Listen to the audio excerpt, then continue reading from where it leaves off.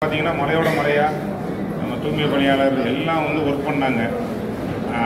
எல்லா இடத்துலையும் பார்த்தீங்கன்னா கேரி பேக்கு பாட்டில் தான் அடைச்சிருந்தது. இதனால் பயங்கரமாக கஷ்டப்பட்டோம்.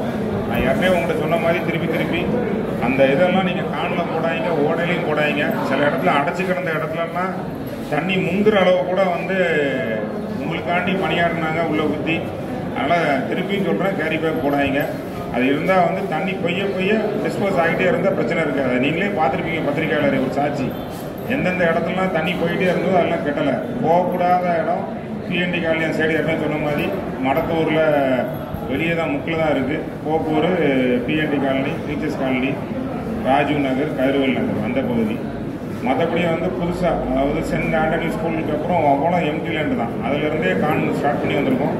அதில் காட்டாத்து வெள்ளம் நிறைய வந்து கிட்டத்தட்ட ஒரு 200 ஏக்கருக்கு வந்ததுனால அந்த காணொலியாக போயிட்டு இருந்ததுனால ரகுமத் நகர் 2 தெருவும் ஆதிபராசக்தி 2 நகரும் நம்ம டேங்க் முன்னாடி தண்ணி கட்டி கிடந்தது. அது இன்றைக்கோட கிளியர் பண்ணிடுவாங்க. எல்லா இடமும் ரோடு அக்சஸ் மக்களுக்கு வந்துட்டு எந்த பிரச்சனையும் இல்லை. இது போக சில முட்டு சேர்ந்து ரிமோட்டில் இருப்பாங்க. நம்ம மாநகராட்சிக்குள்ளே ஒரு வீடே இல்லாமல் கொஞ்சம் தூரம் தள்ளி எம்டி லேண்டாக இருக்கும், ஒரு 10 ஏக்கர் தள்ளி இருப்பாங்க. அந்த மாதிரி ரிமோட்டில் இருந்தாலும் நான் ஏற்கனவே அந்த நம்மளோட தொடர்பு கொள்கிற நம்பர் கொடுத்துருக்கேன் மாநகராட்சி. அதில் சொன்னீங்கன்னா நம்மளோட பணியாளர் வந்துடுவாங்கன்னு தெரிவித்துக்கிறேன்.